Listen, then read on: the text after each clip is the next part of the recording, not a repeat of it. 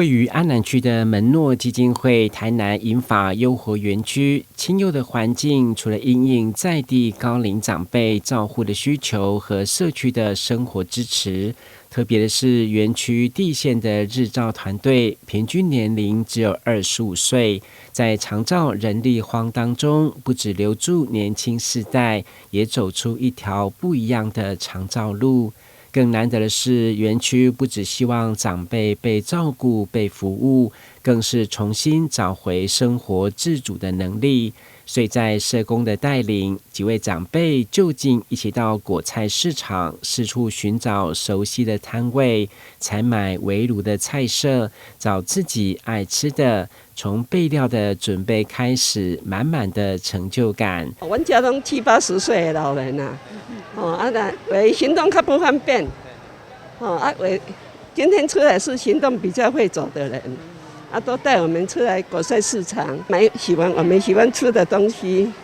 所以老師們對我們很好。帶阮出來安尼逛迄個菜市場啊，愛食你愛食啥安尼揀買互阮大家空加食安尼啦。阮的心情足快樂啊，足歡喜啦。老師大家攏對阮有夠照顧足好的啦。別看逛市場稀鬆平常，園區表示對一些行動不便的長輩已經是圓夢，並進一步強調社區的連結對長輩有很大的幫助。隨着他們的年紀越來越大，在外出的部分真的比較不方便。那他們其實也很想要出來走走逛逛。那我們也完成了那個長輩的一些小願望，這也是幫助讓長輩多一點社區連結以外，才不會有一些越來越走向讓自己比較，才不會用很孤單的那種老化啦。那